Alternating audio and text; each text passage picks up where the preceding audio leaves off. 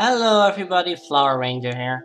Today I will be talking about something a bit different and I will also be doing a different video. Instead of bringing you guys some gameplay of games that I usually love to play and share with you guys, this time I'm gonna bring out a really detailed guide on Xcom 2. I have been uploading some videos about Xcom and I kinda just do everything instantly in reflexes without showing you guys what I'm doing in my head and what I do for every enemy and how I get myself out of sticky situations.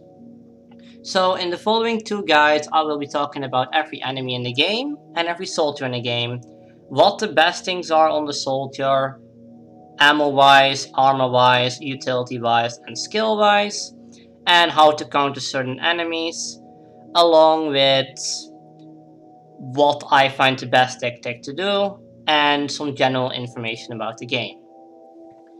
So when you start up the game, whether it is War of the Chosen or normal, you start off with Operation Gatecrasher every single time. Operation Gatecrasher is made out of you having the control out of 4 rookies who you have to do the first mission with. Rookies are your starting soldiers. They have no abilities, they can do basically nothing. So for example, this guy here, he does not have any abilities, all he has is the 4 standard things that every soldier has.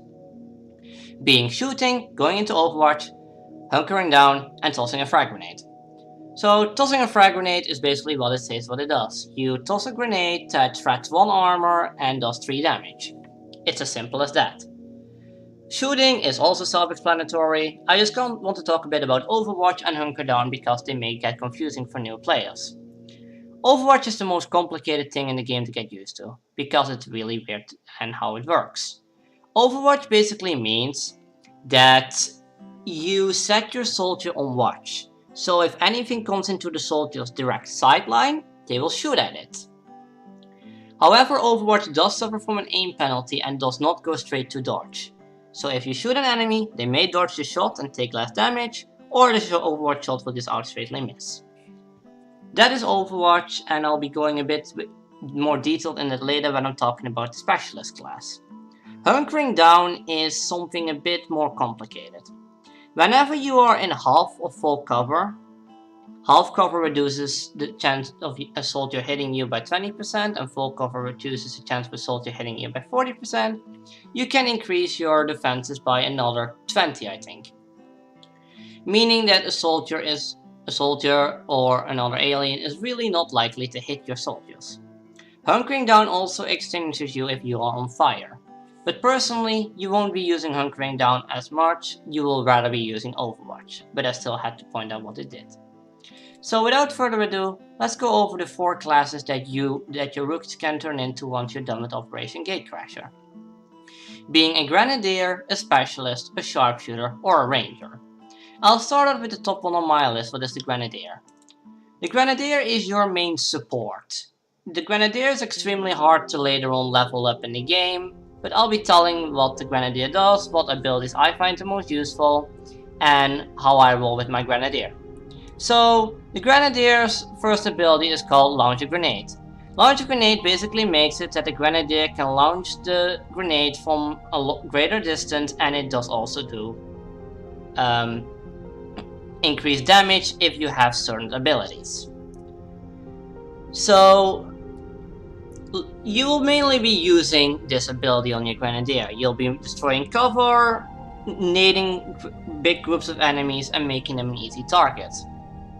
Grenadier is, as I said, a support class. You'll not be killing a lot with Grenadier. Grenadier has, in my opinion, in my games, the lowest chance of actually hitting and is usually a tank or a shredder. So about that, let's talk about the abilities that you can get on Grenadier. Once you level up your Grenadier once, you can choose out of Blast Padding or Shredder.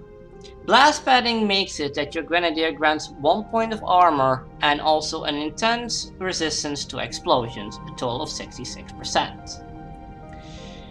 This is a really good ability for any Grenadier, but personally, I recommend picking up the other one called Shredder. Shredder makes it that any attack you do with your cannon on an enemy will remove their armor. This goes up in the quality of your gun, and it also works really well on a lot of enemies you'll fight later in the game. So if you are stuck with a normal cannon, you'll shred 1 armor. Once you make that into a gauss cannon, you'll shred 2 armor. And once you make that into a plasma cannon like this, you'll shred 3 armor if you hit the target. I personally recommend picking this up over blast padding almost at every single time, considering that you can increase the armor of your grenadier at any given point in time in the game by just equipping a vest or a suit. So I would always recommend Shredder no matter what. If you are playing the vanilla game, you could also pick up a mod called Why Not Both and get every time if you level up your soldier, get both of the abilities. It is really useful and I would recommend picking it up. However, if you're involved with Chosen, I would recommend picking up Shredder over blast padding and maybe picking up blast padding later on in the line. Once you level your grenadier up to Sergeant, you get to choose out of Demolition and Suppression. This is in my opinion a no-brainer. Demolition is a pretty crap ability and has been through the majority of the game. What Demolition does is that your grenadier will destroy the cover of a target. But the chances of your grenadier hitting that cover depend on the grenadier's aim. There's only one massive issue with Demolition, what in my opinion makes it completely overshadowed, and that is the fact that the Grenadier's beam cannon destroys half cover even if you miss the target because of the impact of the cannon, making it basically a built-in mini demolition, making demolition pretty crap. So instead of that, I would always recommend picking up Suppression. Suppression basically makes it that you consume 2 armor comes here and you lock down a target. This target will suffer from -50 aim, and if they move while they're being suppressed, they will get an overwatch shot at from the Grenadier. However, this shot is pretty low on hitting, so I wouldn't really recommend relying on that for damage. You're morely gonna use it to dramatically lower someone who can really be of danger, like a Muton, a Viper, or a Sectopod. But more about that later down the line. Just trust me if I say pick up Suppression over Demolition at every given point in time. At the Demolition Lieutenant is where it gets a tiny bit more complicated because it is not that one-sided anymore. The 2 perks you can pick up are Heavy Ordnance and Holo Targeting. Grenadier at every given point in time has access to 2 slots of grenades, meaning you can equip 2 different types of grenades, or just equip 2 frag grenades. So what Heavy Ordnance does, it gives you your second slot another nade, meaning you can carry up a total of 3 grenades. Meanwhile, you can also pick up Holo Targeting. Holo Targeting makes it that any alien, advent, or mechanical unit that is shot by your cannon, whether you hit or miss, will be applied with Holo Targeting. Holo Targeting makes it that the rest of your team grants a bonus 15 aim on that target. You can equip multiple Holo Targeting on multiple people. So I would recommend using this if you really want someone to be hit if they're in half or deep cover.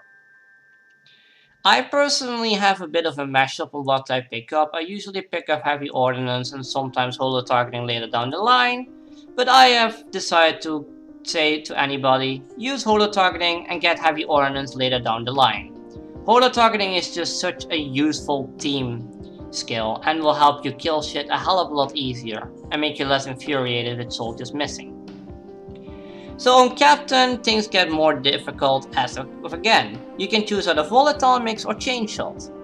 Volatile Mix basically makes it that every single grenade you have does +2 damage. This even goes for grenades that are non-lethal like flashbangs.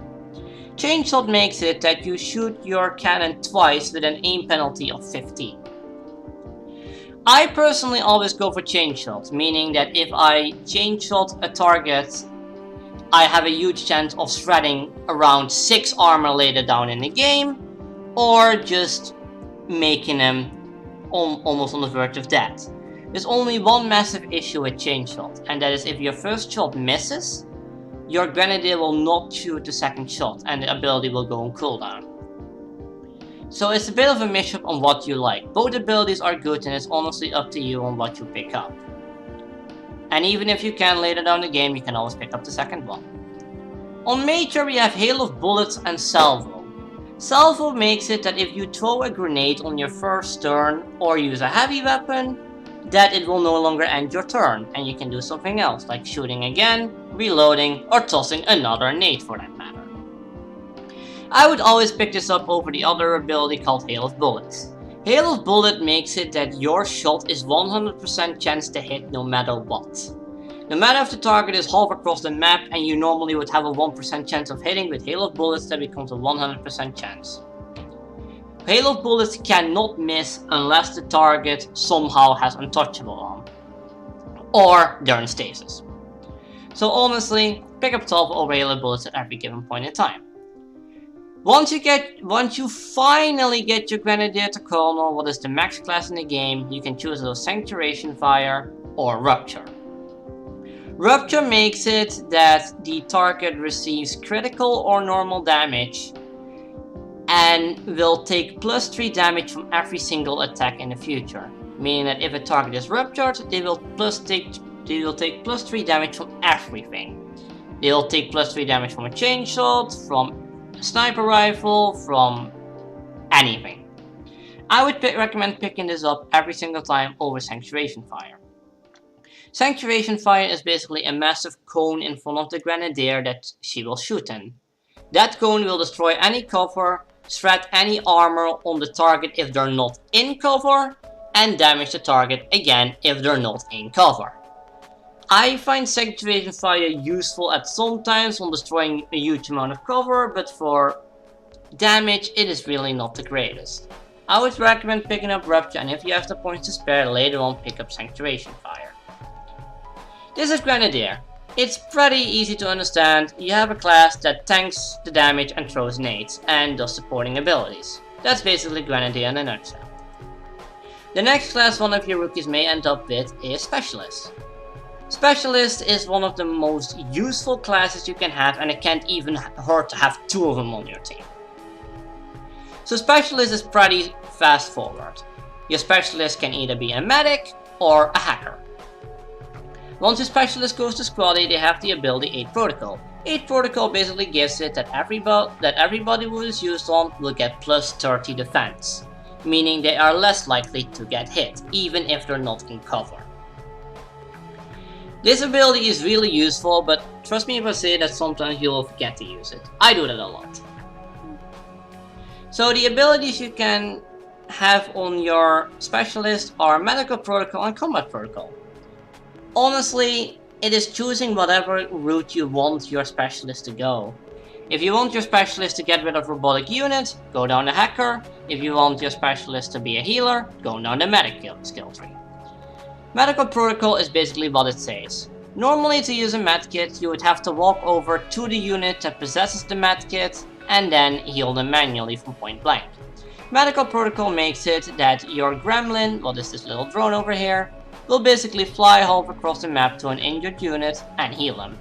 You can heal any unit that is injured, whether it is a mind-controlled unit, a unit from the unit from the Resistance Facility, a VIP, an engineer, a soldier, whatever you may have. The only thing you cannot heal with Medical Protocol are hacked robotical units.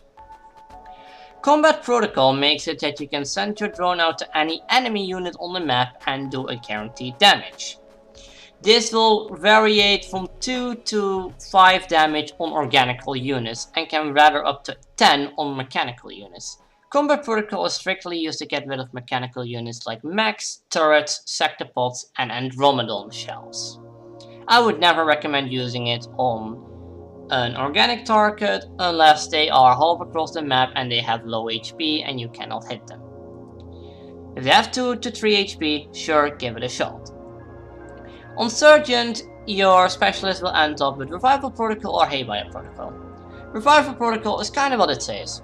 It revives your soldier may they enter the bleed out state or if they are panicked. You can enter the bleed out state whether you take all points of your HP worth of damage. So for example, if this soldier would take 18 damage, she would have a chance to go into the bleed out state or just out straightly die. It is a 50-50% chance. It also removes it if your soldier is panicked and has a negative status effect. This is either rolled by 3 enemies into the game, by 2 enemies into the game, or by failing a skill check in War of the Chosen. In War of the Chosen, you have a chance to cure fear if you almost die to something. For example, I am pretty certain that I still have a fear of fire. No, it got removed. Okay. I had a fear of fire. So, basically meaning that if I would see fire, I had a chance to panic. And if I'm panicked, I basically cannot do an action, I'm basically useless, and I'm sitting there in a corner panicking. Revival Protocol makes it that the panic is removed of me. Panic can also be occurred by being mind-spinned by a sectoid, or in War of the Chosen, being mind-spinned by a priest. Actually the priest can mind-spin. Ignore the priest part. So it's only really happening from a sectoid or failing a skill check. So you're not... Oh, it also revives any dazed soldiers by a Chosen. The Chosen can daze you in order to capture you, and Revival Protocol can get rid of the daze instantly. You'll not find yourself in a lot of use of Revival Protocol, even if you're going down the medic skill tree. I would still pick it up once you're doing medic, because you're not gonna have a lot of use of Haywire, but it's more situational. It is still always nice to have though. Haywire Protocol makes it that you can hack any robotic unit, or shut them down temporarily. Meaning that once you roll Haywire on either a mech, a turret, a sectopod, or an Andromedon shell, you have a chance to shut them down for 2 turns, maybe even 3, or you can take control of the unit. This basically makes it you have control to all of their abilities, and they are on your side for 3 turns. After 3 turns are over, they will turn enemy again, and you'll have to kill them. So keep that in mind. As I said, it's up to what path you're following. If you're following Combat Hacker, go for Haywire. Battle Medic, go for Revival. Field Medic basically adds 2 extra charges to the medkit equipped. That's it. Don't get it if you don't have Medical Protocol. It's pretty much useless then. But basically you can carry up to 3 medkit charges. Well, it's always nice. So I would definitely recommend picking it up if you have Medical Protocol. Scanning Protocol makes it that your Gremlin scans a pretty big area looking for where enemies are if you are scared to move for a dangerous enemy. It will also reveal any target that is vanished, borrowed, or shapeshifted. Meaning that in retaliation missions, borrowed chrysalids, facelesses who are still humans, will get revealed by Scanning Protocol. In War of the Chosen, it will also reveal the Vanished Assassin and the Vanished Spectre. I would always recommend picking this up, even if you're only doing Medic, and you don't want any hacker skills. I would recommend picking it up in War of the Chosen. It is such a useful skill. It has saved my butt plenty of times. Captain is very kinda crossroads of the Medic and Hacking Protocol. Threat Assessment basically makes it that whenever you use a protocol on someone, they also get a free Overwatch shot. That's basically it. So basically, whenever you use the 30 defense on someone, they also gain a free Overwatch. Keep in mind this does stack with normal Overwatch, you can have the unit fire twice in a single turn. Covering fire makes it that your Overwatch shots can be triggered by enemy action, not just movement. Normally, your Overwatch will only trigger if your enemy walks over in your general direction. Covering fire makes it that whenever they use an ability, the Overwatch can also trigger. This will only be on specialists though. A simple explanation for this is the Advent Officer. The Advent Officer has an ability called Mark Target where you mark out the target. Whenever you use that ability, Covering Fire will activate and your specialist will start shooting him. In my opinion, even if I'm running only Medic, I always pick up Covering Fire because it's just too useful. It's basically an upgraded Overwatch. And your specialist is going to be in Overwatch a lot. Trust me. You can always pick up Threat Assessment later down the line. On Major, we have Ever Vigilant and Guardian. Ever Vigilant makes it that whenever you dash, basically you use all your turns by moving, your specialist will automatically go into Overwatch. It's extremely useful. I always pick this up and pick up Guardian later down the line. As you may have read, Guardian makes it that with every successful Overwatch shot, your specialist has a 50% chance to go back into Overwatch and shoot that unit again. Meaning that she can empty her entire clip on the same target or multiple targets if Guardian is in your favor. As I said earlier, if you're one of the chosen, pick both of them up. If you're playing in a vanilla game, I would go with Ever Vigilant and Covering Fire together. And Scanning Protocol only when you're using the hacker skill tree, and just Field Medic with Medic. Restoration and Capacitor Discharge is where we go back to the hacking and the Medic. Restoration makes it that your Gremlin heals any injured squad member on your team, meaning that your Gremlin will go over and heals any HP that is missing or any negative dot effect.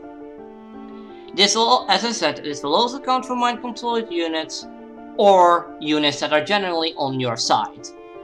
A thing I forgot to mention about Medical Protocol is that it acknowledges dot damage.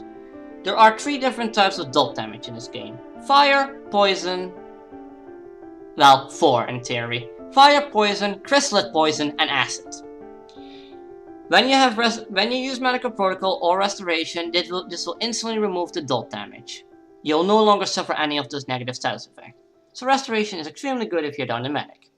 Capacitor Discharge basically gives you a massive circle, and anybody in that circle will be shocked by Combat Protocol. Extremely good for mechanical units, and it has almost a 100% chance to disorientate any organical units.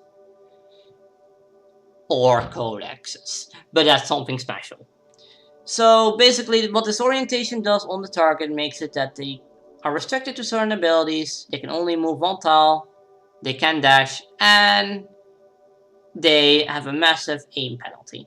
So, as I said, it's up to which part you choose on what your specialist is gonna be. She can easily be both. You can, in war situation, you can easily grab up every single time of both skill. That's what I did right here. It's a gold sentence. And then you don't have to run 2 specialists. Well, otherwise, you definitely would. Because you can't go without Combat Protocol and Haywire. Trust me. You also can't go without healing. So, it's whenever you want Wood to be, or you can have someone be both. That specialist, that was a mouthful, but that is also the most complicated class in the game. So let's go over to Sharpshooter and Ranger. Let's start it off with Sharpshooter. Sharpshooter is pretty self-explanatory. You can have her be a sniper or a gunslinger. That's pretty much it. Your Sharpshooter has a sniper rifle and a pistol. So whatever path you decide to sharpshoot it to be, is whatever perks you want to pick up. So we start off with Long Watch and Return Fire. The ability you attain from the Scrotty is Squad Sight. Squad Sight makes it that whenever somebody is detected by any of your other units, your Sharpshooter will have sightline of them if their sightline is clear. So if it's not obscured by a tree or something. So what Long Watch does is basically makes it you can go into Overwatch with Squad Sight active. So if your sightline is clear, you can shoot someone half across the map with Long Watch. If you're going on a sniper skill tree, pick this up no matter the cost. You can also choose out of Return Fire, what is in my opinion a bit more meh. Whenever your sharpshooter gets shot at, she will pick out her pistol and fire back at that enemy once a turn. There's only one problem with this. You need your sharpshooter to get shot at. The person who's usually half across the map. It's good in gunslinger build, not necessarily in sniper build. So you could always ignore this, if you're running with sniper. Deadeye is something you can pick up on Sergeant, and you should definitely do if you are going down a sniper skill tree. Deadeye allows you to take a shot with a small penalty to your aim, but a significant boost in your damage. Meaning, if you have a plasma lance and your target has no armor, you can do up to 15 damage with a single Deadeye. It's insane. I would recommend this anytime if you have the sniper skill tree. No questions asked. So, Gunslinger, you'll pick up Lightning Hands. Lightning Hands will allow you to fire your pistol for free. That's it. You can just fire your pistol freely at a target, and you can still use your sniper. So I would recommend picking this up even if you're doing a sharpshooter build, because it's basically a free action. There's no harm in it, so you might as well. On Lieutenant, you pick up Death from Above or Quick Draw. I never pick up Death from Above, ever. Death from Above allows you to have another action whenever you get a height advantage skill. The height advantage skill basically means that, you know, you shoot somebody from a higher target. And this, usually the extra action it will give you is always spend it on a reload. So you can run without it. It's really not amazing. Quick Draw makes it that shooting your pistol no longer ends your turn, meaning you can shoot your pistol twice in a round, may you feel like doing so. I would always recommend picking this up even if you're doing a sniper build. Having your pistol not end the turn makes it you can move your sharpshooter one tile and still get rid of that enemy that has 1 HP. Captain will give you kill zone and face off. Face off basically allows your gunslinger to shoot at every single enemy that is in the pistol's line of fire. She will shoot at every single target. No matter if they are mechanical, organical, whatever. As long as it's in your range, she'll shoot it. This will also knock people off Overwatch, may they get hit by it. Kill zone is another thing you can pick up, and I didn't really have a lot of success with this. Kill zone basically makes it you lock down an area, meaning that anybody who moves in that area will get shot at by your sharpshooter. The only problem I personally have with this is that you need like over 5 enemies to get use of this effectively, and you know, you usually take a blind guess because those enemies may just not move at all and just toss a nade or something like that, or you may not even know that they're there, so you basically kill zone an area with nothing. I don't really recommend picking it up. I did not have a lot of success with this. Aim is something picked up at Major, and I would ignore it as soon as you can. The only reason I currently have aim enabled on my sharpshooter is because I got a skill, an extra skill from the Ranger called Deep Cover. Otherwise, aim will give you plus 20 aim whenever you hunker down. There's a problem with that. You're hunkering down with your sharpshooter. You're making a person half across the map go into even more cover. That's not good. It really is not. Even if you're doing a gunslinger path, it's really not great. I would recommend ignoring it every single time. Steady hands is something that as soon as you get the possibility to get it, pick it up no matter the cost. Steady hands makes it that if you did not move your last turn, you gain plus 10 aim, plus 10 crit.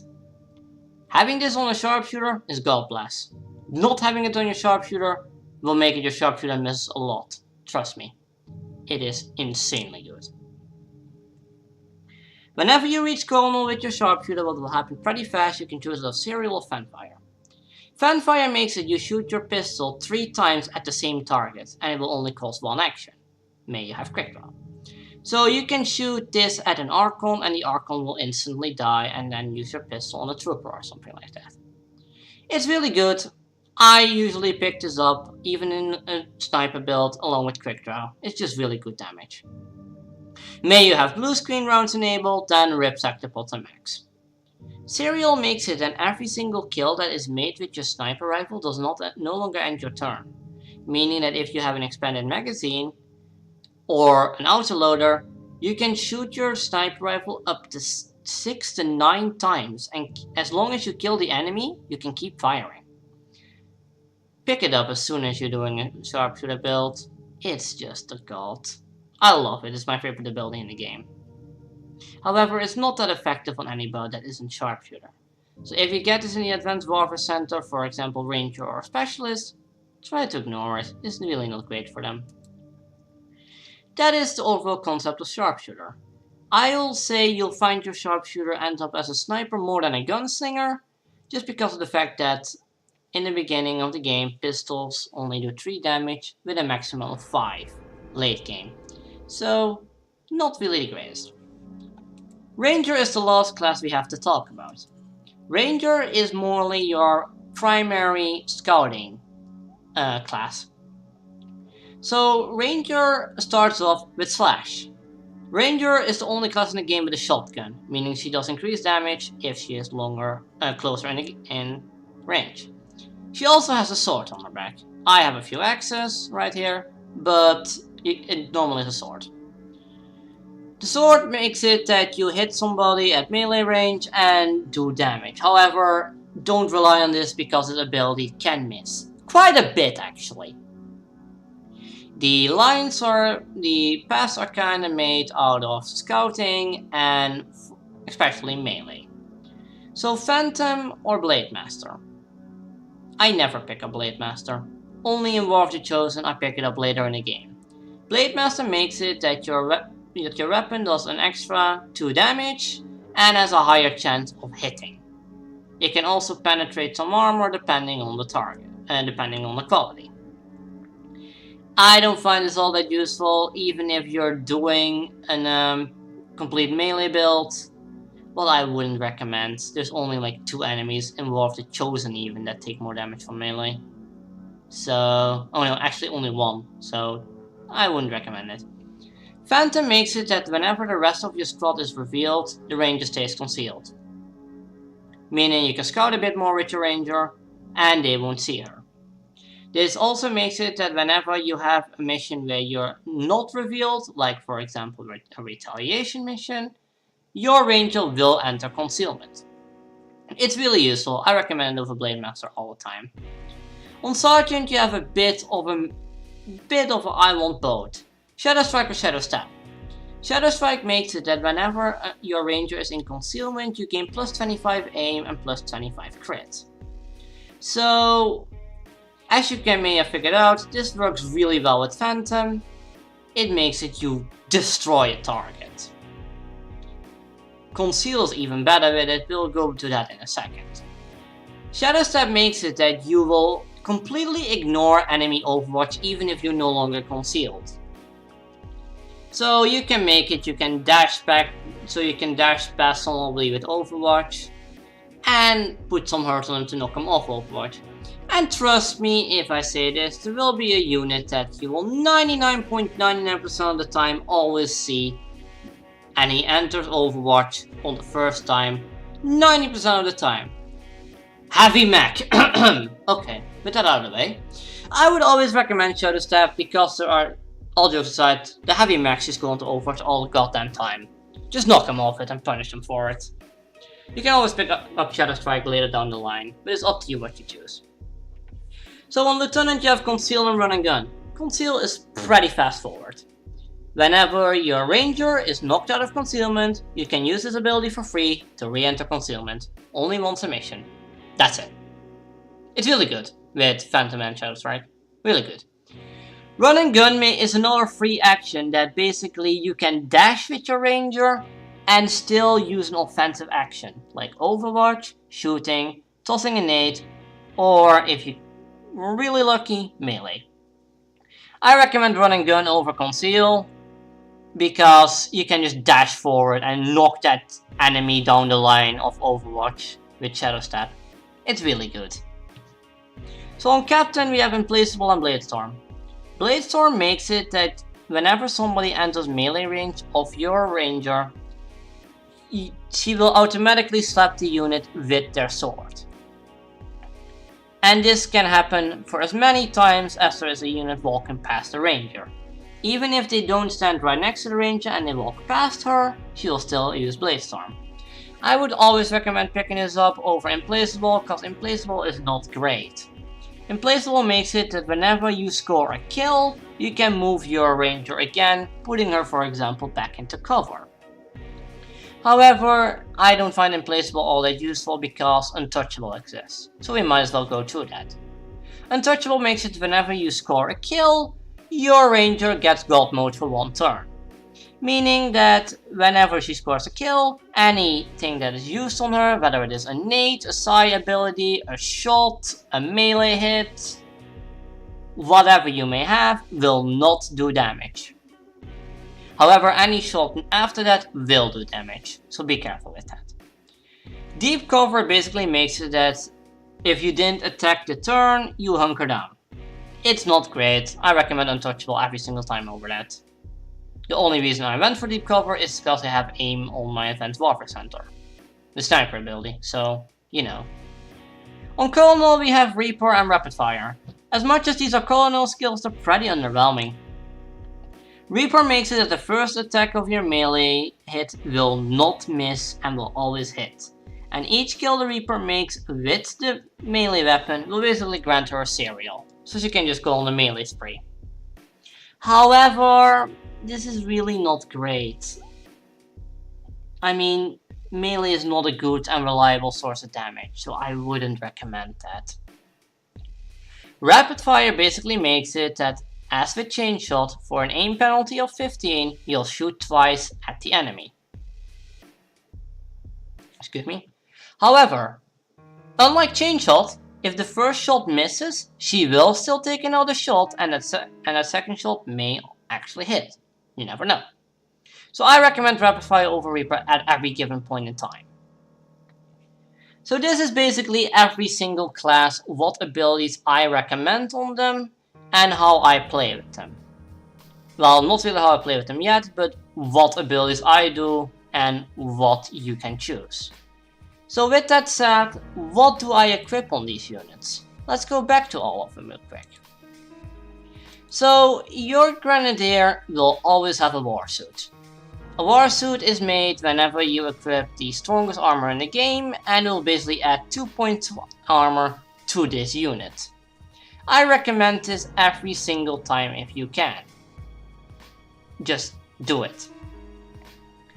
However, if you have a mod installed to give armor or ammo, or you just don't think you need to run with 3 grenades all the time, you can equip the Plated Vest. The Plated Vest increases the soldier's health by 1 and gives 1 extra armor. This means that if you have blast padding, a war suit, and a Plated Vest, your Grenadier will have 4 armor.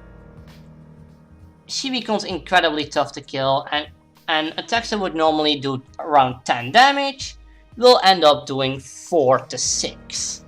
So I would recommend this if you can, considering you're not really gonna use 3 nades, trust me on that. The war suit does come with a heavy weapon. A heavy weapon is basically an unrestricted nade. Normally for a nade you have to be in a certain area to throw it to the certain target. The rocket launcher basically makes it that you can fire in a straight line and hit that target as long as nothing is obscuring you. There are also heavy weapon upgrades, but most of them are not really that good. I would go for the blaster cannon if you can, and heavily ignore the flamethrower because the flamethrower in this game is crap. Usually you want to stay with stock grenades on your Grenadier and don't go to something like Acid, EMP, Mimic Beacon, Poison or Fire. You just want to go with normal plasma grenades, trust me. As for ammo, you don't really find yourself in a lot of pickle of having ammo on a Grenadier. Usually most of the ammos in this game are pretty just a luxury, you don't need them. Especially not on your Grenadier, because he's not really gonna hit a lot anyway. The ammos that are currently in the game that may help you are Tracer, Talon, Blue Screen, any dot ammo, or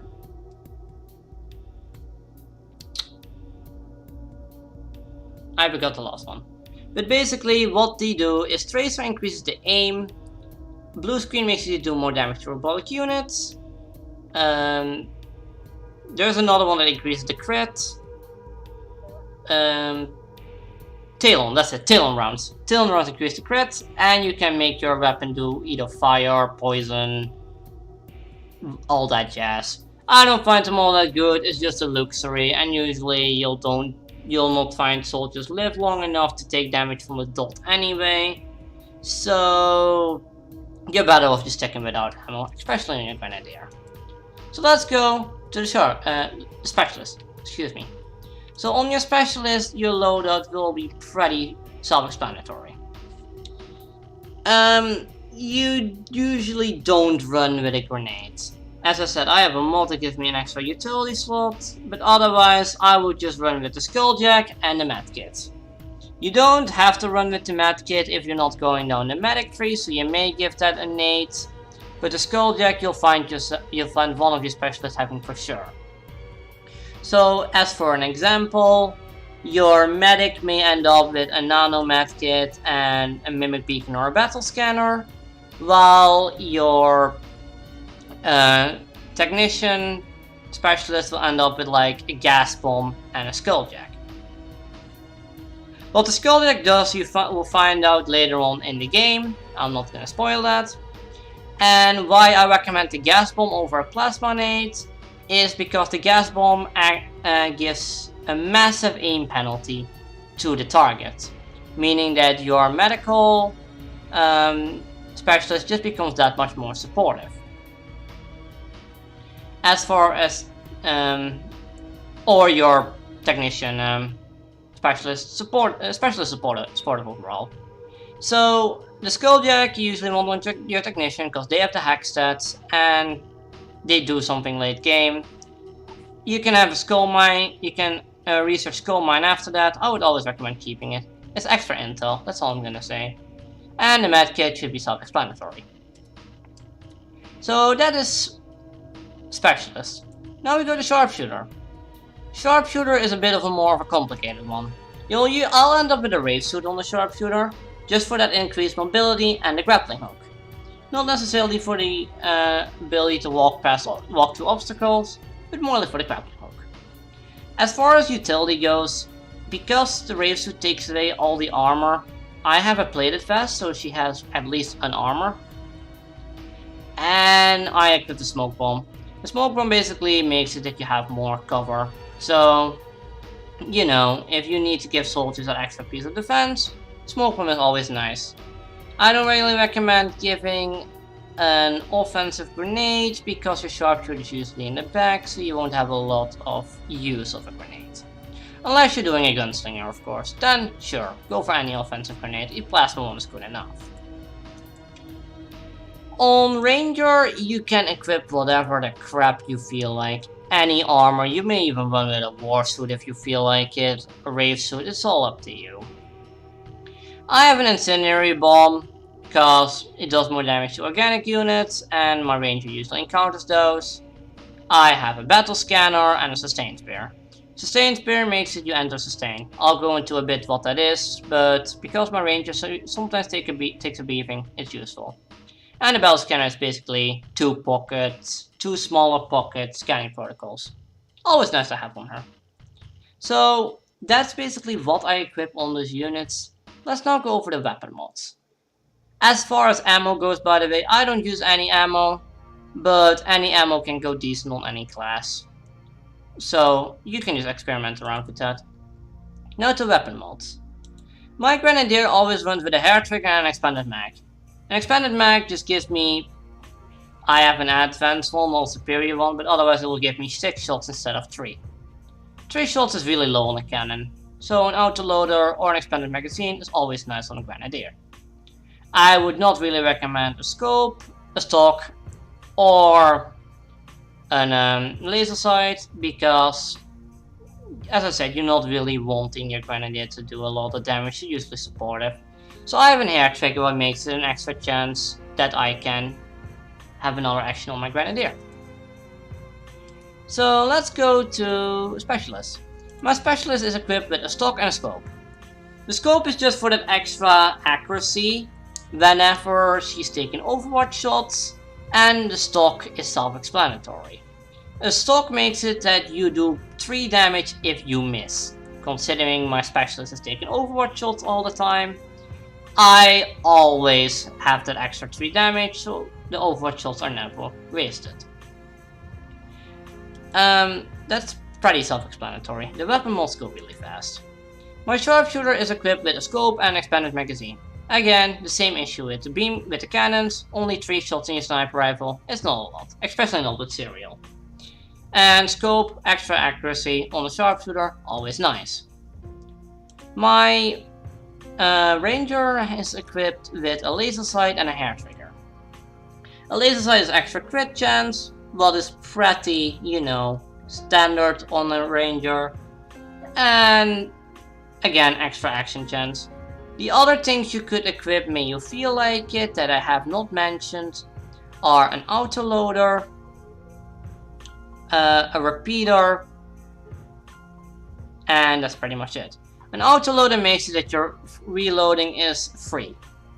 So with this I would be able to reload 3 times for free. I don't find autoloaders good in any way possible. In my opinion, expanded mags are way better. So that's just my opinion. Some people may like it. As far as the repeater goes, where the hell is it? Oh, there it is. Ignore this thing. Just ignore it. What the repeater does, it gives you, if you have a superior one. Do I have a superior one?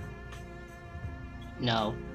But it makes it a 15% chance that your soldier will insta-kill the unit and execute them. This doesn't happen a lot, even with a superior one.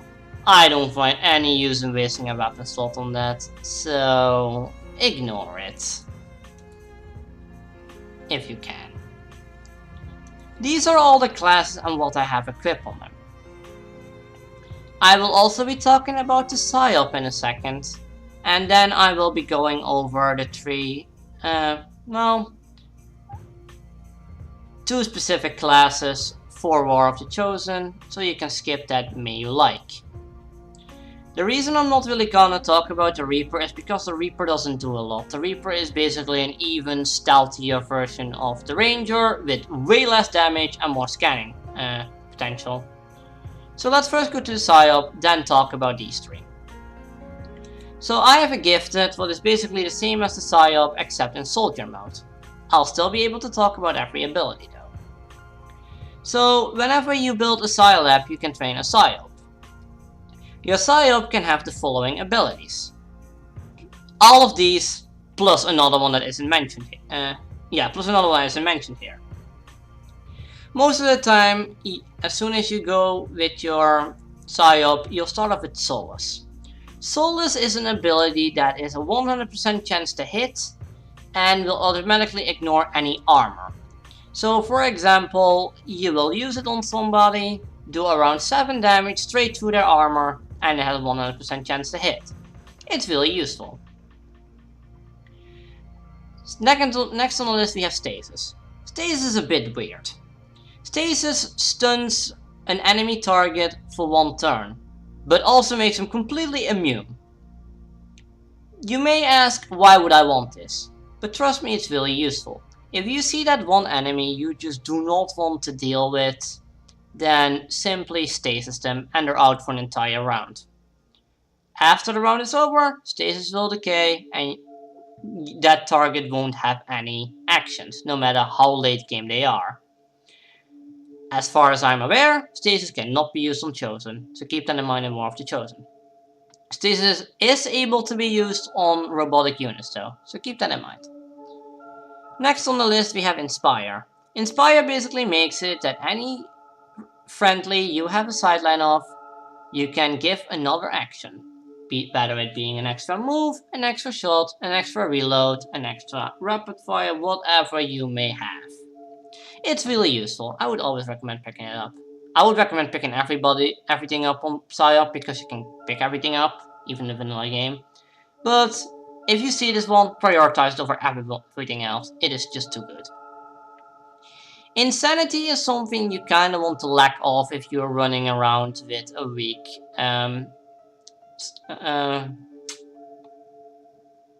silent. I forgot what they're called, but I just call it silent for now. Insanity makes it that you cause a negative status effect on an enemy. Whether that be the following things. You can roll disorientation, meaning that their aim is dramatically reduced, they cannot use certain abilities, and their movement range is dramatically decreased. Or you will just run Insanity, what is basically Panic. As I already mentioned, by Revival Protocol, Panic makes it that the enemy cannot use their turn and they're just basically hunkered down. And that's basically it. It is really useful though, so if you have a better silence, I recommend picking it up. Soul Steal, as you see, I don't have it here, but it's pretty good. The damage you deal with Soulless will return to your Psyop as health. So you can have your Psyop drop to like 3 HP, then Soulless someone and get like 4 to 5 HP instantly back. It's really good, I just don't pick it up because my Psyop doesn't get injured all that much. Stasis Shield makes it you can use Stasis on friendlies. Pick this up if you can, as soon as you can as well. Because if one of your friendly targets is mind controlled, a Stasis Shield will completely remove the mind control. So I would definitely recommend it. Soulless basically extinguishes any negative effects in the area of the Psyop. Meaning that if somebody gets mind spinned or mind controlled near the Psyop, it will not affect the unit. It will also render the Psyop completely immune to mind spin and mind control, even from the avatar. Sustain is, as I said, an ability and an item. In War of the Chosen, once you do the Priest Autopsy, you gain a Sustain Spear, what is basically Sustain as a pocket. Sustain makes it that whenever you receive a lethal blow of anything, you go into stasis and come out of it the next round with 1 HP. It basically makes it you can die for the turn. So you can take like, what is it? You can even take an execution to the face. May your soul just be mind controlled. You take it and let's say they have a repeater. You can be executed, so it will not go through sustain. It's really good to have. Schism basically makes it that Insanity deals a small amount of damage and also implies Rupture to the target.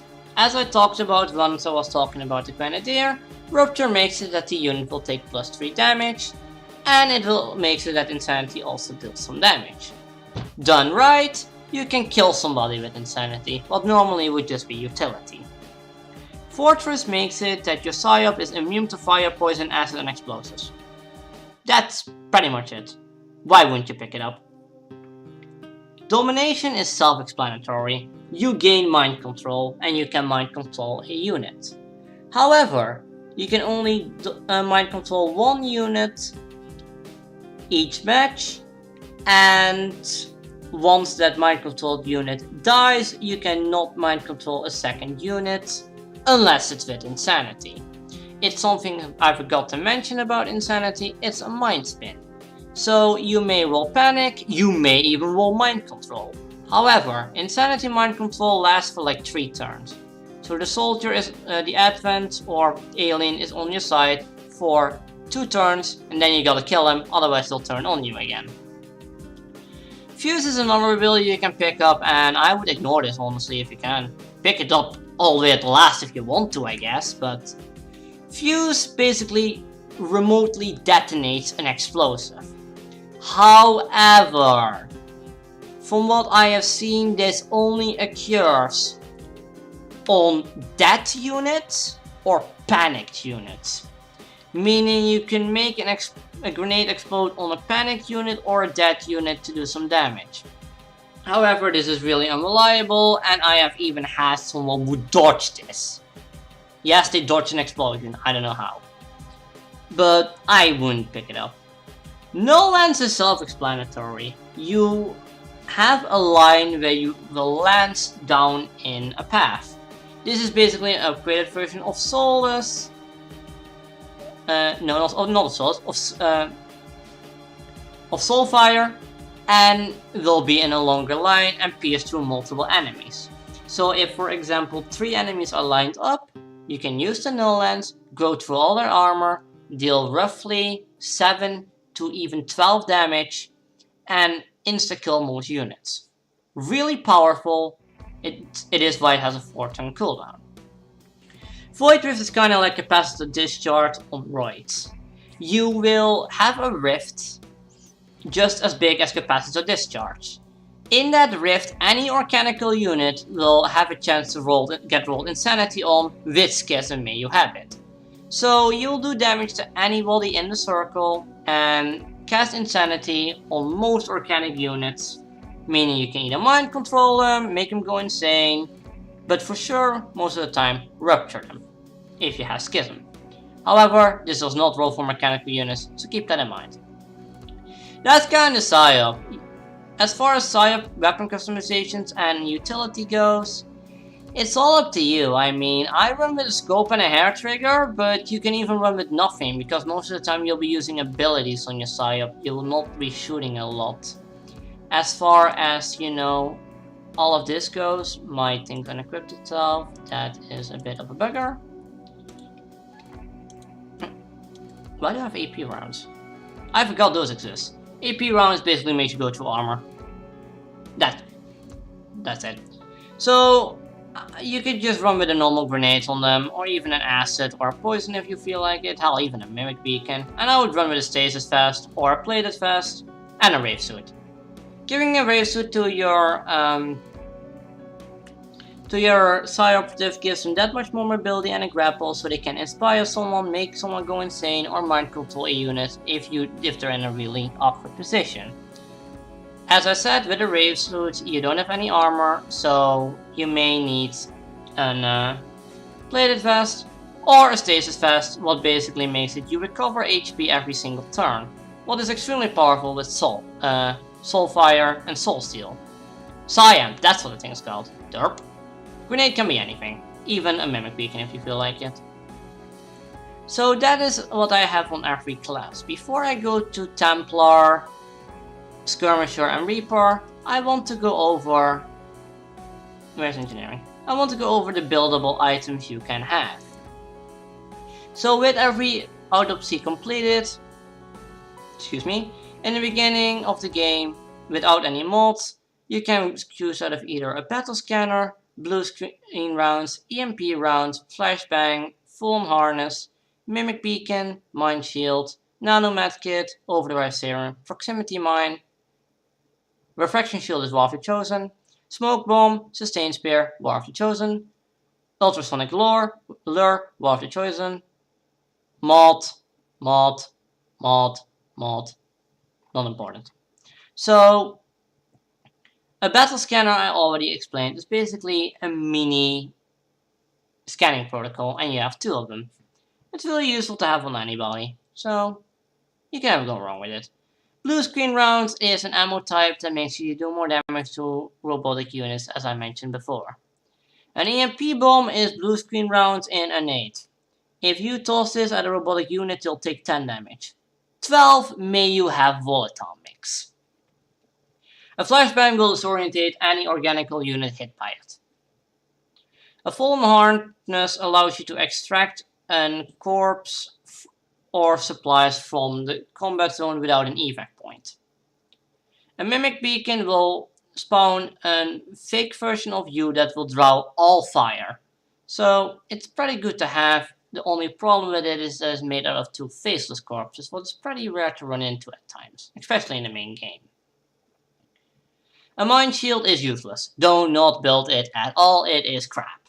It basically makes it that you gain soulless, but you have to waste a slot for it, what I would not recommend. A nano medkit is just a medkit upgraded. So, good. Overdrive serum is another piece of crap that I would never recommend you equip on anybody. It gives your soldier insane mobility at the cost of making this a one-use item. The item is obtained out of a berserker corpse and some supplies, and especially in the vanilla game, running to a berserker corpse is ultra rare because you may run into 2 if you're lucky in the entire game. And for this being only a one-time only use item, it's really bad. A proximity mine is exactly what it is. Units walk over it, it will explode. It's only really good to get rid of the huge damage to reinforcements. A refraction shield again is War of the Chosen, and it's another one-time use item. It basically allows your soldier to enter concealment back again. However, this is obtained due to a Spectre Corpse, and that's a hell of a lot more common to run into in War of the Chosen. As I said, this is not in the main game, so you do not have to worry about it if you don't have War of the Chosen. The smoke bomb I already explained when over sharpshooter, pardon me. It gives a lot of defense, and I would definitely recommend that. Sustain Spear is another War of the Chosen item, and it's basically sustain. A pocket sustain. Again, if you don't have War of the Chosen, you don't have to worry about this. The same goes for an ultrasonic lure, but I won't really think that this is a good item to begin with. An ultrasonic lure is something you basically activate, and then the Lost, what is an enemy in War of the Chosen, will go to that area, getting them off your heat. It's not exactly a useful item considering most Lost are a one-shot kill anyway, and it doesn't waste a turn, but you know it's about the feeling. Again, this is not in the main game, and this is DLC. So, that is all the items, and honestly, equipping a battle scanner, a flashbang not really, equipping a battle scanner, a mimic beacon, or a smoke bomb on any soldier as extra utility, you can never go wrong with. Keep in mind that on every soldier you can only have one offensive grenade, and the EMP bomb. What the fuck is it called, an EMP bomb? The EMP, the flashbang, the proximity mine, and any of the experimental nades are counted as an offensive nade, so you can only have one of them on each soldier unless you're running with the Grenadier, and you can run with two different ones. You'll see a tab here called Weapons and Armor as well. This is them all, this is them all, and you'll only have to focus on these two. A nanoscale vest is something you can build right off the bat, and it basically gives your soldier a tiny bit more HP. It's not great utility. Usually you need to build these to build a plated a hazmat vest in the proving ground, but you'll need them for vests. For itself, you won't really equip them. Hellweave is made out of chrysalid corpses and is pretty crap. It basically gains your soldier bonus health, but any damage will return to enemy melee attackers. But it's 90% of the time only a Stonemancer, a Faceless, a Chrysalid, or a Lost, so it's only really good if you're running someone to a Lost area. And that's some War of the Chosen, so in the main game this is a piece of crap. That is almost every single bit of utility, soldier, and information I have to give on them. For as the rest of that goes, you can have certain weapons and autopsies happen, but I'll be going over that in a different guide. Now with the soldiers out of the way, let us go to the enemies. This will also be long, so I apologize for that, but let's get this over with. So I'll be talking about all the Advent enemies first, then I'll go to the aliens, then I'll go to the mechanical units, and I'll talk about the Gatekeeper in particular a bit later down the line. So let's get this over with. The first enemy you will face, even in Operation Gatecrasher, is the Advent Trooper. The Advent Trooper is your normal soldier. He is basically like you, but an enemy. All he has is Overwatch, shooting, and tossing a nade most of the time. So, you know, pretty box standard enemy, nothing special, pretty easy to kill. He also does not have any armor, no matter at any given point in the game, unless a dark event completes called Blast Batting. But even with armor, he's sometimes just a one-shot. So he's not someone you'll have to worry about. The Advent Officer will also appear in Operation Gatecrasher, and he is a bit more of a pain. He is basically a trooper, but a bit smarter. He has the exact same abilities, and he has the ability called Mark Target, what is basically like a pocket holder targeting. He can point out any enemy, and they will gain plus, and the Advent Troopers or any alien or Advent will gain plus 15 bonus to that target.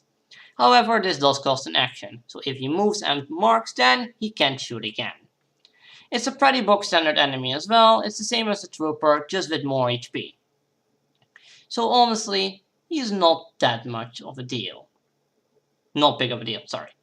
I'm gonna talk about the sectoid before any of the other advent units, because I'm kinda talking about when you'll see the enemy, and later on saying which enemy will appear later on. So I'm going from the beginning enemies to the end ones. The sectoid is the first alien you'll meet. If you're playing on Legend, you'll see them in Operation Gatecrasher, otherwise you'll see him on your second mission. A sectoid has 7 HP on Rookie difficulty, and basically is a massive joke later in the game, and even in the beginning of the game. So the sectoid will have the following abilities, called Shooting, Overwatch, Mind Spin, and Raise Zombie. So Overwatch and Shooting is self-explanatory. Mind Spin is basically like Insanity. He'll cast Insanity on your soldier, will either make them go insane or disorientated, but most of the time they'll just enter, as I said, panic. Raise Size Zombie makes it that the sectoid can revive any dead advent unit to turn into a zombie to fight on their side. The Size Zombie only has one ability called Slash. They most of the time have like 4 HP and they're basically cannon fodder. However, there are some things to keep in mind with the sectoid, and that's what makes him a joke. The sectoid is the only unit in the game with massive melee vulnerability. So if you walk your ranger up to the sectoid and slash him with your sword, 95% of the time he'll die instantly. And whenever the sectoid dies, any zombie he raised with size zombie spawn will automatically die. Any negative effect called up by the sectoid will also instantly extinguish, whether this is a mind control, an insanity, a disorientation, or whatever you may have. So whenever the sectoid is dead, any negative effect will also be gone from your soldiers. The next unit I want to talk about is the Advent Stun Lancer. The Advent Stun Lancer is the most annoying Advent unit you will encounter in the vanilla game and in War of the Chosen. The Advent Stun Lancer is basically an enemy Reaper, except he doesn't have a sword or a shotgun. He basically has an assault rifle like any of the other Advent units, but he'll barely to never use it. He'll only use it if he's disorientated or he's not in dash range on someone. What the Advent Stun Lancer most of the time does is he will dash over to a unit, stun lance them, doing a huge amount of damage or even knocking someone unconscious.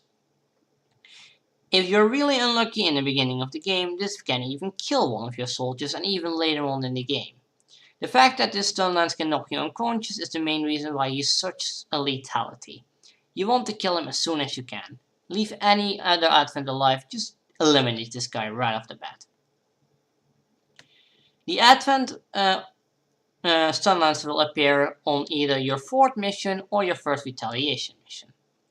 Next on the list we have the Faceless. The Faceless is one of the 2 special aliens in the game. The Faceless usually takes the shape of a normal civilian, and once you run past this civilian to save them, they have a chance to turn into the Faceless. The Faceless only has one ability called Slash.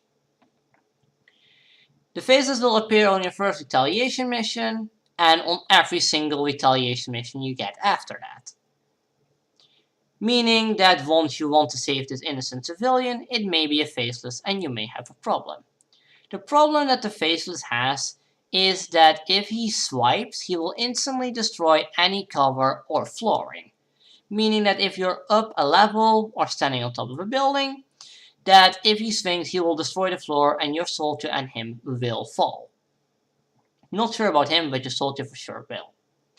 The passive ability that the Faceless had is Regen, and he will regen 2 or 3 HP, whenever the turn ends. However, usually, most of the time, he doesn't get to utilize this.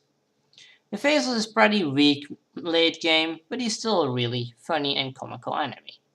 Not someone you should truly fear, except if one of your soldiers is taking cover right next to a car, because he will instantly blow up the car, damaging your soldier dramatically.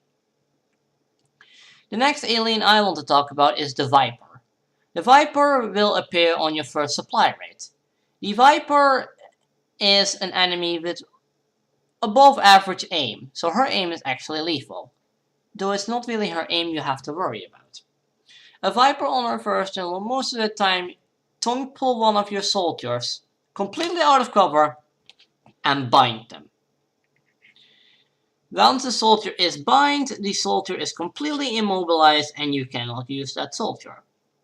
The Viper will stop binding this soldier whenever she takes any kind of damage, even if it was damage from a stock. She will also release the soldier whenever she takes any dot damage. Once a soldier is released, most of the time they're flanking the Viper and she's gonna die. It's just annoying that if your soldier gets grabbed out of the middle of nowhere and you can't kill the Viper. That's why I recommend always shooting at her with a stock, because then the soldier will always be released. The Viper has a second ability called Poison Spit. Well, it's basically her spitting poison in a general facility. Poison doesn't do a hell of a lot of damage, it only does 1 damage. The main issue with it is, as I said with the gas grenade, that it dramatically reduces your aim and your movement. So, the Viper is actually pretty lethal. However, there is a massive counter to the Viper's tongue pull, and that's suppression, as I mentioned earlier with the Grenadier. Suppression makes it that if somebody is in half or full cover, the tongue pull is not likely to hit. If the soldier is in no cover at all, the tongue pull has a 20% chance of hitting. If they're in half cover, it has a 10% chance of hitting, 10 to 15% chance. If they're in medium cover, it has a 5% chance to hit. So, there you go. That's an easy way to counter the tongue pull. However, most of the time, the Viper will poison spit after that, or just try to shoot or go into Overwatch. The Viper won't shoot a hell of a lot, and she will barely to never enter Overwatch, so you don't really have to fear a lot about that. The same goes, as I forgot to tell, for the Sectoid and the Stun Lancer. The Trooper and the Officer will go into Overwatch quite a bit. The Stun Lancer barely to never will go into Overwatch, and the Sectoid will periodically never go into Overwatch because the only thing he ever does is racing goddamn zombies. Or trying to mind spin. The next enemy I want to talk onto the board about is... I was gonna bring up the Purifier, but I'll bring up the War of the Chosen enemies after I went over all the vanilla enemies. So let's go to the White Mech. The White Mech is the second enemy you'll face, sometimes even before the Viper, and the Stock Mech is already a pain in the arse. The Stock Mech has shooting, Overwatch, suppression, and micro missile. It is, in my opinion, completely unpredictable on what the Stock Mech is gonna do. He'll enter Overwatch quite often, and will sometimes start suppressing one of your soldiers, what is the same as on your Grenadier. As far as multi-missile goes, multi-missile is an ability that's commonly hated among the Xcom community. If you don't kill a mech, the White Mechs have a 60% chance, I think, to use multi-missile. Multi-missile is basically a grenade that just destroys any cover, destroys any flooring, and damages your soldier quite a bit, and if the flooring is destroyed, they'll fall for as much damage as the floors they fell. Multi-missile is hated, and you want to prevent it at any given point in time, so you just want to get rid of the mech as soon as you can. The heavy counters to the mech are Combat Protocol, Capacitor Discharge, Haywire Protocol, and Sustain. With Haywire Protocol, you can shut down the mech or make him work for you. A Combat Protocol of a high level will insta-kill a White Mech, and Capacitor Discharge will do the exact same. So mechs, definitely someone you want to watch out for. After I went over all these enemies, I will also talk about if you are the PSYOP, which one you maybe want to mind control to help you. But let's continue. The next enemy that I currently have on my list is the Muton. The muton will appear on your second retaliation mission, and the muton is one of the most dangerous enemies in the entire game. The muton's abilities, are shooting, going into Overwatch, suppression, tossing a frag, and meleeing. One thing I forgot to point out is that the heavy mechs will shred your armor. So if they shoot you, they will shred your armor. Same goes for the muton. If the muton shoots you, he will also shred your armor. But that's not even the most dangerous. The muton's aim is completely scary. He has really scary aim. So you usually want to kill this guy as soon as you can or drive him insane so he's out of the way. He will also have a plasma nade, while does more damage than a normal grenade and will also shred more armor than a normal grenade. He won't suppress all that often, so you don't really have to worry about that, but the melee is usually where you want to shit yourself. Usually what the muton tries doing is he'll walk over to a unit and melee them, while does a significant amount of damage, up to 9, can knock a soldier into a stunned mode, and will knock a soldier into a stun mode, and will enter you panic. Because once the soldier is stunned and you will not kill the muton, this muton will execute the stunned soldier. So yeah, definitely something to watch out for. Don't let a muton live if someone is stunned. They will execute your soldier and it is pretty scary. Also, do not try to melee a muton. If you have your ranger, don't try to melee him. Because the muton has a high chance to parry the melee and counterattack. It's scary. Trust me if I say that. It also does a really big amount of damage. So don't melee a muton. Ever. Unless you're an idiot like I am. The next enemy on the board is the turret. The advent turret will appear basically randomly. You may run into a turret all the way at the end of the game, sometimes even in the second mission. Turrets have the lowest aim in the entire game, and they're pretty fast forward. They can shoot, they can go into Overwatch, and that's it. I wish I could say more, but that's it. It's really easy to counter turrets with combat protocol, capacity discharge, or nading the environment underneath them. Once the environment underneath the turret is gone, they will just fall and die forever. They're really not that scary, because usually a combat protocol gets rid of them. Second on the list, we have the Archon. The Archon is one of the melee units in the game. Pardon me a second. And the Archon will have the following abilities: shooting, going into Overwatch, melee, blazing pinions. Melee, self-explanatory, Overwatch and shooting, self-explanatory, and blazing pinions is something I may have to point out. With blazing pinions, the Archon will fly into the air and mark an area, and certain soldiers in that area will receive a little bubble underneath them. These soldiers will have to move. If the soldiers do not move, they'll take some explosive damage the next turn, even if the Archon has died. However, when the Archon does fly into the air for blazing pinions, he can no longer use another ability, and he's basically a sitting duck. Do not let the Archon melee you though, it hurts like hell. You can melee this Archon because you can melee the Archon because he doesn't counterattack. The only one who does that is the muton.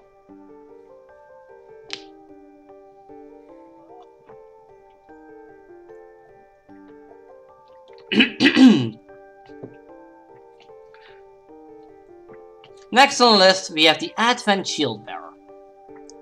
The Advent Shield Bearer may appear a bit earlier than the Archon, but he is the supporting unit for the Advent.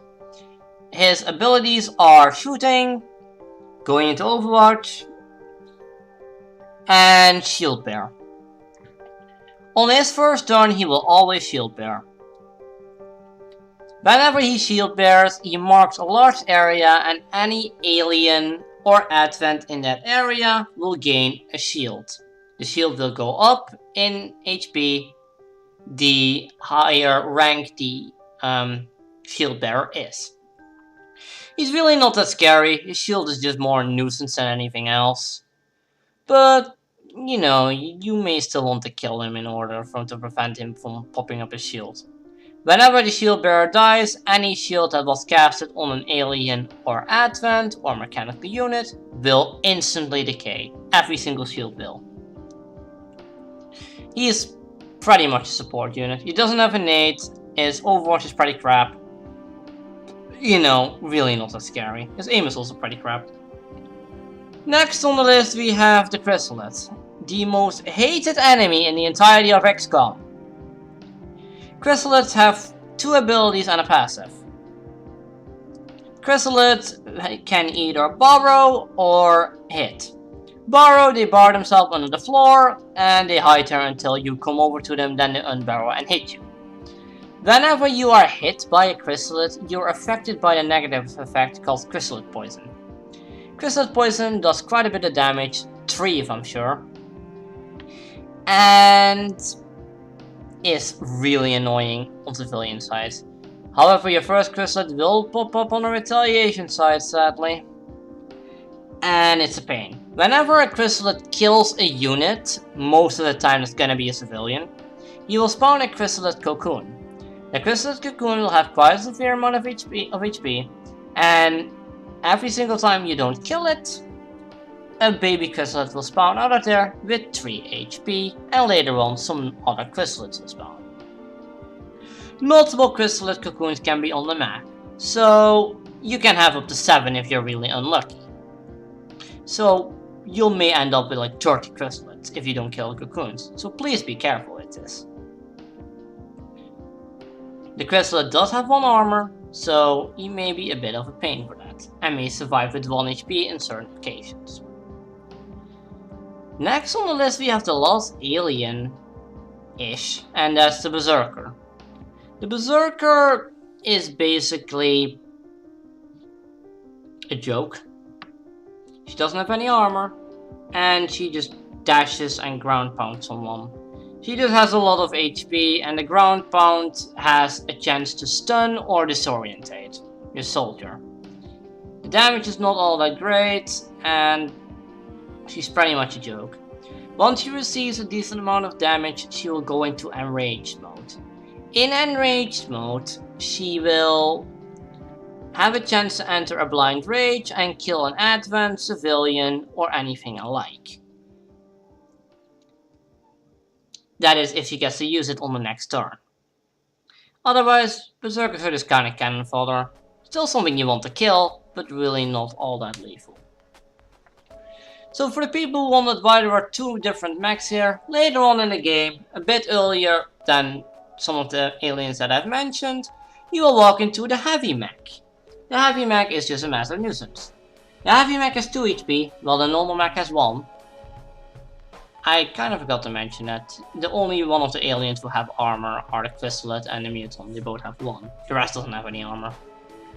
The Advent Shield Bearer has 2 armor, and the Advents don't have any. Except the Shield Bearer on level 3, he has 1. The turret has like 3 up to 5, so be careful with that. But back to the heavy mech. The heavy mech has the exact same abilities as the normal white mech, except he has 3 charges and multi-missile. This mech will always enter Overwatch on his first turn. And then multi-missile always if you don't kill him. That's why you so hate it. So kill this bastard as soon as you can. He has the same weaknesses to the other mech, so not much to say about him. Then we have the Andromedon, who has 2 stages. Normal and mech. The Andromedon himself has 3 armor, and the following abilities. His abilities are Overwatch, Shooting, Acid Bomb, and Punch. Overwatch and Shooting is pretty fast forward, and Acid Bomb and Punch are ones I have to talk about. Acid bomb is what it says. He marks an area, throws a bomb there, and anybody in the area's armor gets shredded, and they have the dot damage of acid, what is 3 damage over time. You want to kill the Andromeda before I can drop this acid bomb. It hurts like hell. So there's not much else to say about him. He's pretty scary when you see him. You want to kill him as soon as you can.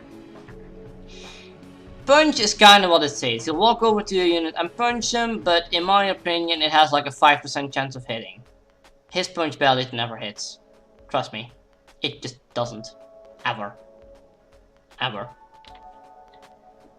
The Andromedon's secret stats are that he is completely immune to fire, poison, and acid because he's in an environment suit. So don't try to dot damage him, it will look crap all.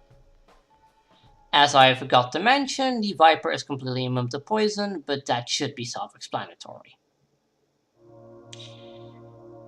Once the Andromedon dies, his mech will recalibrate itself, and you'll have to kill his mech as well. There's only one issue with this. The mech will only have the punch, and as I said, the punch has a near no chance of actually hitting.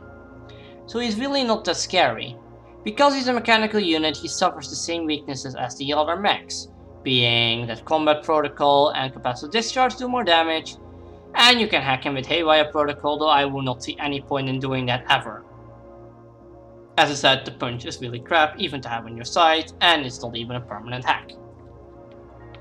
So, yeah. Poor Andromedon Shell. He's pretty crap. Next, the only 2 enemies I have not talked about are the War of the Chosen enemies, the Gatekeeper, and the Sectopod. So the Sectopod is first on the list. The Sectopod is the second toughest enemy in the game, and someone you really want to watch out for. The Sectopod can shoot twice on his turn, so careful. The Sectopod will have up to 4 armor.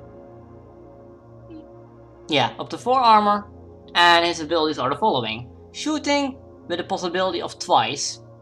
Overwatch, Rave Cannon, Lightning Field, Stand Up, Stand Down. 90% of the time when you will encounter a Sectopod, you will always, if you leave him alive, stand up, shoot twice at your soldiers, and then use Rave Cannon. As I said, this guy basically has permanent quick draw. You can shoot his cannon twice, and it hurts like hell. Because he can stand up, he always has height advantage, and can have a flank shot on your soldiers. Meaning that one shot of this guy can put your soldier into bleed out, if you're unlucky kill him, or drop him to gravely wounded HP. However, despite the fact that the Sectopod is the second heaviest enemy in the game, he also has the most counters in the game.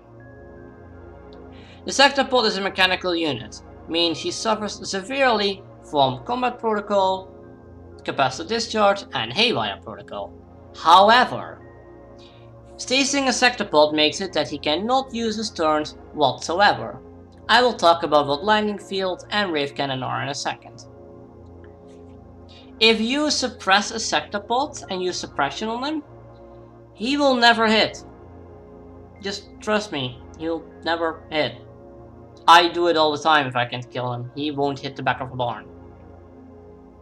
So, Rave Cannon is supposed that the sector will usually enter after he's shot twice. He will basically mark a cone in front of him, kinda like Killzone, and will then, if he's still left alive, fire in that cone, hitting anybody and destroying any cover. Or anything in that path, for a matter of fact. So, usually he always shoots twice and doesn't get to utilize this, but it can hurt pretty severe, and it will reach farther than you think. Lightning Field is a bit complicated. Lightning Field is basically a point-blank electronic shock around his legs. So if anybody is in melee range of the Sectopod, he will Lightning Field, and that can do up to 10 damage if you're unlucky. May the Sectopod hit another robotic unit with this, if he is hacked by you and you're controlling him, well, it's possible, they will take severe damage due to the fact that it's electricity. A thing that I forgot to mention about the mechs, the turret, and the sectopod is that they are immune to fire and poison. They are not immune to acid burning, so keep that in mind. That is all pretty fast forward, but what about the Gatekeeper? Is he an alien? Is he a robotic unit? What is he? That is a good question. Something I again forgot to mention is the EMP grenade and blue screen protocol. The Andromedon shell, the turret, the mechs and the sectopod will take all 10 damage from the EMP. It hurts a lot. The EMP will also knock the sectopod into a 2-turn shutdown, so it does a lot of damage. And blue screen protocol does more damage to these. The reason I say that the EMP won't put these guys into shutdown is because most of the time you kill them with the EMP. However, the EMP will put any robotic units that hit by it into shutdown. And it will also affect a level 1 and 2 shield bearer and drop their shield, and make them take some feedback damage. But that's something to point out when you bring an EMP. Now let's talk about the Gatekeeper. The Gatekeeper is the only unit in the game that can not go into Overwatch. I know, right? A shocker. His abilities are Consume, Gateway, Open and Close Shell, and Fire Beam Cannon. His Beam Cannon, if he hits you, can do up to 12 damage non-credit. Credit, it can go up to 15. So don't let this guy hit you. But usually, a Gatekeeper will open his shell and gateway, and it hurts a lot. So once a Gatekeeper shell is closed, he will have 5 armor. Once he opens it, he will get rid of 2 armor, 2 or 3 armor, 1 or 2, and can have access to really powerful psionic abilities. If he decides to use Gateway, then cry yourself to sleep. Gateway is a massive circle of damage. I'm going to try and replicate how big the circle is. I'm going to start here by the Gatekeeper's, pupil basically. This is how big the area is.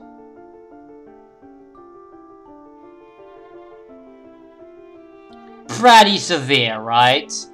Anybody caught in that area will take up to 7 damage, and it's psionic, so it's not dodgeable unless you have an untouchable on a ranger. Otherwise, every unit will have to take this. This will also revive any dead civilian or advent hit in the circle. May one of your soldiers die by this. I am really sorry to tell you, but they'll turn into a zombie and turn against you. It's really painful. This ability is what makes the Gatekeeper so lethal, because it hurts a lot. When his shell is closed, he will usually just tank all the damage up. Consume is the other ability I said he has. Well, it's a tiny bit more lethal tiny bit more lethal to a specific person. He can float over to a person, open his shell, and consume him, meaning he can do up to 10 damage and heal himself for 10 HP. Usually his damage is around 7, but it can go up to 10. That's why I said 10 damage. He will heal himself for 10 HP, but he will remain with his shell open, meaning that some of his armor is gone. He is the most terrifying unit in the game because he has so little weaknesses. The Gatekeeper is completely immune to fire, but will take damage from poison and acid, so keep that in mind. The main way to counter the Gatekeeper is later on in the level with a heavy Psi-Amp trying to make him panic. He is a heavy Psi unit, so he has a lot of will, so be careful with it. As far as mind controllable units go, and what units you would really like to have on your side, I would go with Gatekeeper, Codex. I completely forgot Codex.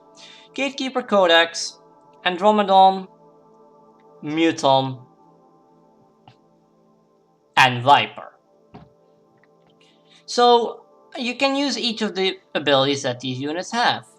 The Gatekeeper is the hardest one to mind control, because even with the heaviest Psi-Amp, you'll have a 90% chance, so you can miss it in fact. The other ones will be 100. Now, let me talk about the Codex real quick. The Codex is someone who appears in the middle of the story, and she has the following abilities. Shoot, Overwatch, Sonic Bomb, Teleport, and that's it. Oh, and a passive called Clone. The Codex has 10 HP, and not any armor. And on her first turn she will use a Psionic Bomb, what is around the same size as the Void Rift, but anybody caught in the Psionic Bomb will have their weapon disabled completely. Meaning you have to move him out of the Psionic Bomb and then have him reload their weapon. If they stay in the Psionic Bomb, they will take damage because in the end the Psionic Bomb will explode, damaging any friendly or enemy of the Codex in there. Usually you don't find the Codex being that much of a problem because all she does is throw out the Psionic Bomb and disable your weapons. There are always soldiers whose weapons are not disabled somewhere else unless you group everybody up. Teleport is fast forward, she'll just teleport somewhere and then can shoot. It's really lethal, she can crit one of your soldiers, but she doesn't do it a hell of a lot because she's just obsessed with Psionic bombing. So, once a Codex takes damage, she will clone herself into another Codex somewhere across the map. Meaning that you are stuck with two Codexes now with the exact same abilities. But, whenever she clones, she also splits her HP. So let's say you shoot a Codex for 6 damage, she is remaining with 4, she will clone herself and both Codexes will have 2 HP. May you hit the Codex for 9 damage, meaning she only has 1 HP left, she won't clone herself, but she will just teleport to another position. Most of the enemies in this game, in the vanilla game, are pretty easy to counter. Most of them are not even that lethal, and you can just simply cast Insanity on them, or you can flank them for an easy kill. There is something I want to tell you guys to keep in mind, and that is that certain units cannot be flanked. Flanking is when you completely ignore all their cover and have a chance to crit them, dealing plus 2 to 3 damage. The Gatekeeper, the Sectopod, the Max, the Turret, the Andromedon shell, not the Andromedon himself, the Chrysalid, the Berserker, the Faceless, and the Archon are unflankable. You cannot flank these units. The Faceless, the Berserker, and the Chrysalid and the Andromedon shell, because they're melee, they're just unflankable units. The Turret, the Max, and the Sectopod, because they're robotic units, they do not take cover, so you cannot flank them. Same goes for the Gatekeeper. He cannot take cover, so you cannot flank him. However, they can still flank every of your soldiers, aside from a Spark unit. And the Muton, Viper, Sectoid, any of the Advents, Codex, and Andromedon can be flanked. So, keep that into mind if you really want to put some hurt on them. These are what all the vanilla enemies are, how to really counter them fast, and what their abilities are. Usually, you just find yourself prioritizing on who you find the most lethal, and then you end up killing them. I'll say what the War of the Chosen enemies are as well, and then I'll go to the War of the Chosen soldiers. So War of the Chosen comes with the enemies called Spectre, Lost, Purifier, Priest, Chosen, and that's kinda it. So the Spectre will have the following abilities. He will have the abilities Shadowbound, Vanish, Overwatch, Shoot, and horror. Shadowbound basically makes it that he clones one of your soldiers, meaning he has all of your soldiers' abilities and passives. So if he clones your specialist, you will have a huge issue. The Spectre, after he has cloned, will bending read and go back into cover. Whenever the Spectre is killed, the Shadowbound unit will be killed as well, and your soldier will be available again. Any soldier that is hit by Shadowbound will be unconscious and not being able to revive.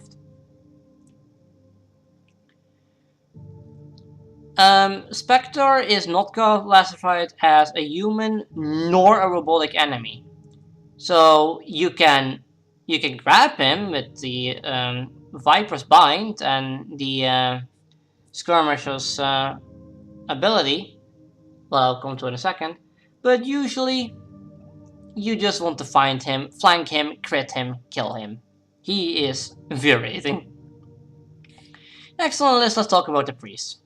The Priest is basically an advanced psyop. His abilities contain about Overwatch, Shooting, Holy Priest, Sustain, Stasis, and Mind Control. Sustain, Stasis, Mind Control, Overwatch, and Shooting are self-explanatory all for themselves because I've already mentioned them on other characters. Holy Warrior makes it that the priest merges together with an enemy, whether that is an alien or an advent, as long as they're organic, giving him a lot of bonuses. For example, increased aim, increased defense, a personal shield. I'm also pretty sure he gets increased damage. I'm pretty sure increased crit as well. However, if the priest is killed when he's mind merging a unit, the unit that is being mind merged will also instantly die. May you have two psyops on your team, and you decide to mind control a priest and then mind control a gatekeeper and make the priest mind merge the gatekeeper. That gatekeeper becomes the scariest thing in existence.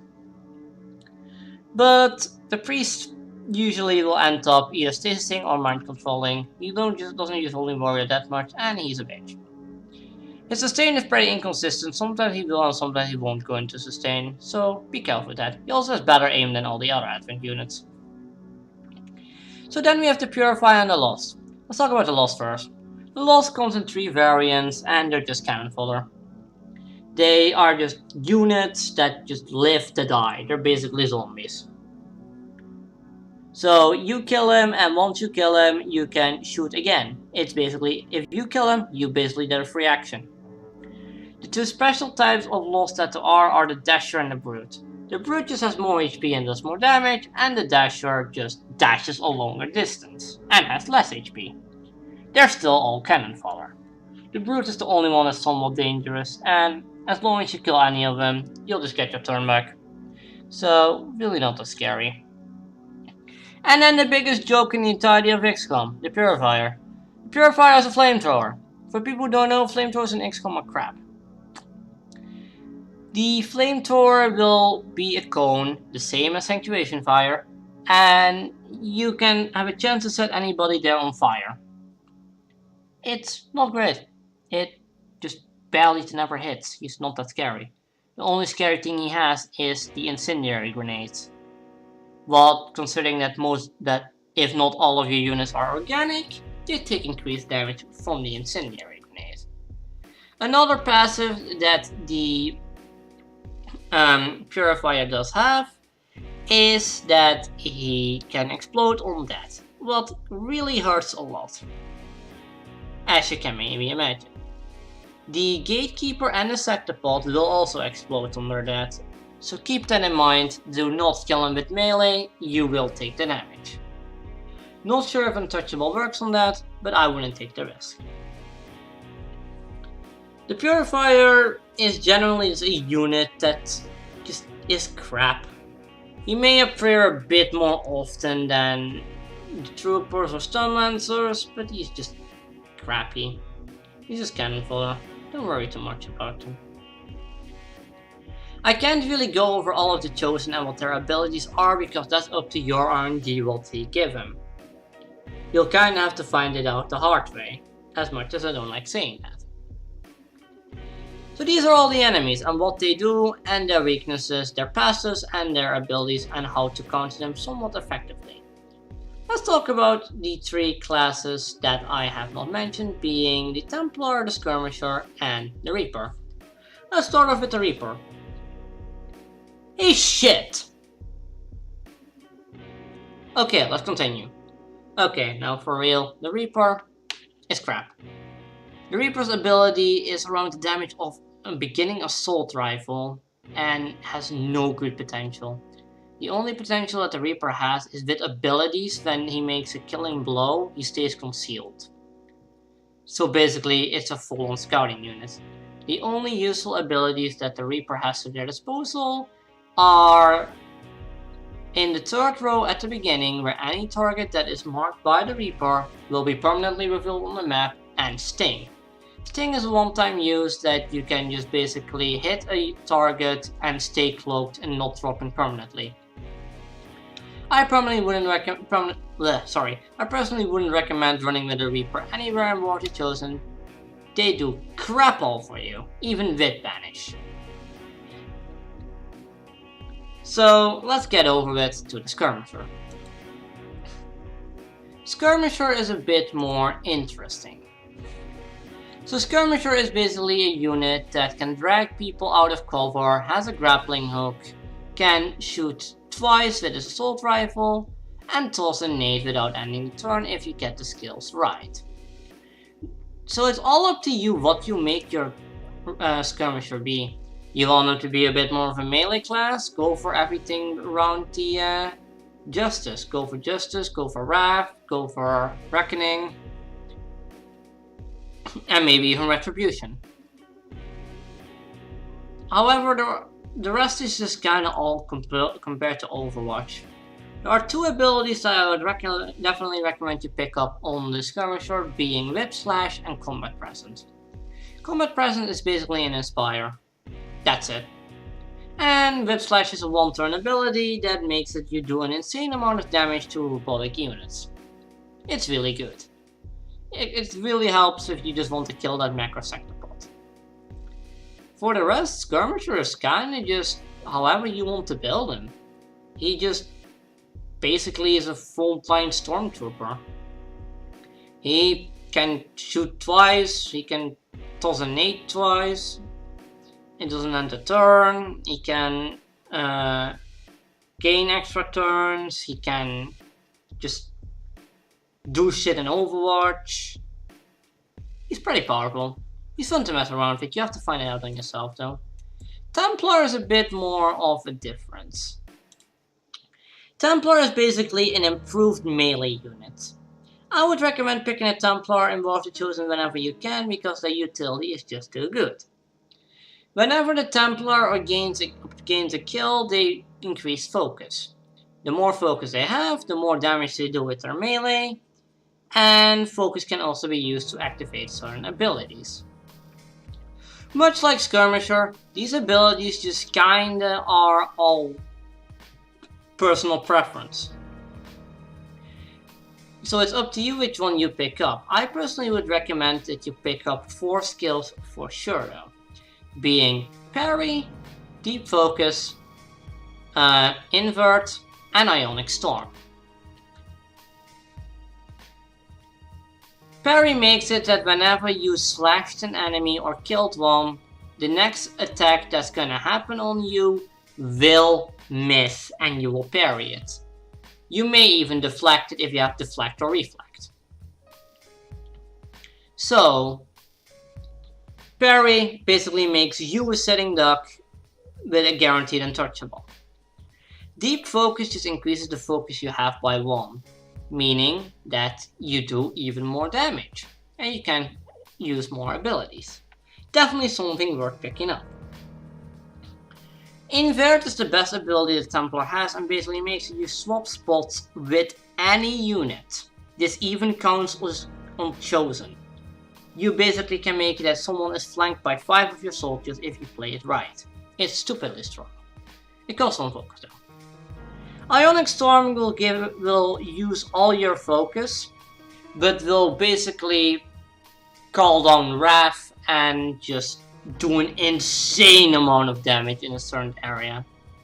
If you are really in a pickle, use this.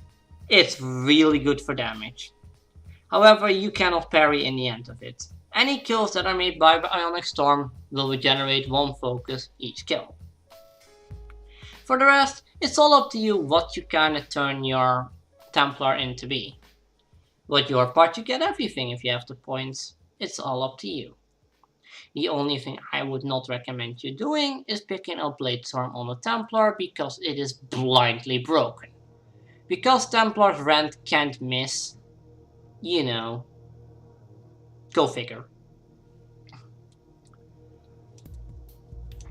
These were kinda all of the enemies, and soldiers, and utility, and weaknesses in the main game. I hope that if you guys see me use certain abilities in the future videos, or if you see certain enemies, you know kind of what they do, what I am doing, and how I work in these together. Without all of that said, I hope you guys had some information about me ranting for almost 2 hours.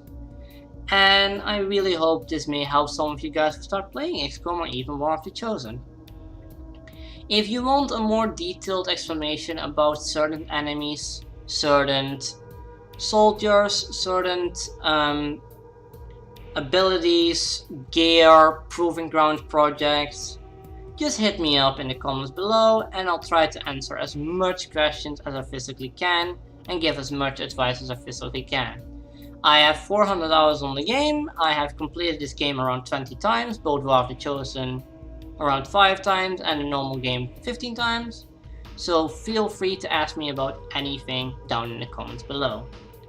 With all of that said, I hope you guys enjoyed and I'll see you guys in the next guide about the facilities, the missions, the dark events, and in general stuff you'll find yourself do around the Chaos Scope. With all that said, bye bye guys!